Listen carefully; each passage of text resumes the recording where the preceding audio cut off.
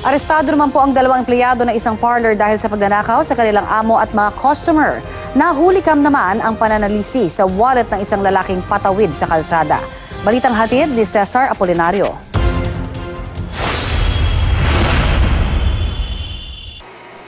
Sa opisina ng Barangay Commonwealth sa Quezon City, humingi ng saklolo si Ariel Cabrera matapos manakaw ang kanyang wallet. Nang i-review ang CCTV, sakalang niya na lamang nasalisihan siya. Makikitang patawid si Cabrera sa kanyang latex. Maya-maya, lumapit sa kanyang bag ang babaeng sospek.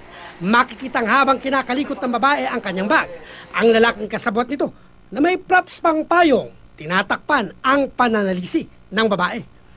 Walang isang minuto ay nasikwat na ng sospek ang wallet ni Cabrera.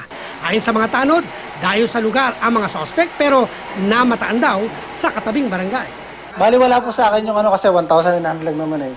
Ang kailangan ko po yung mga IDs ko kasi mahalaga.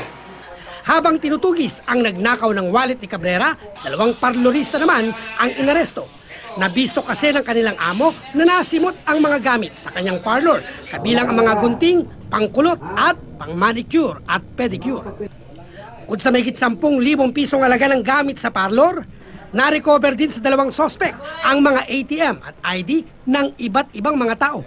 Hinala ng mga kagawad ng barangay, nakapambiktima din ang dalawa ng kanilang mga customer.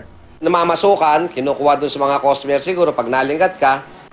Hindi na nakatanggi ang mga sospek, kaya nakipagkasundo na lang na ibabalik ang mga gamit ng parlor, kaya di na sila kinasuhan.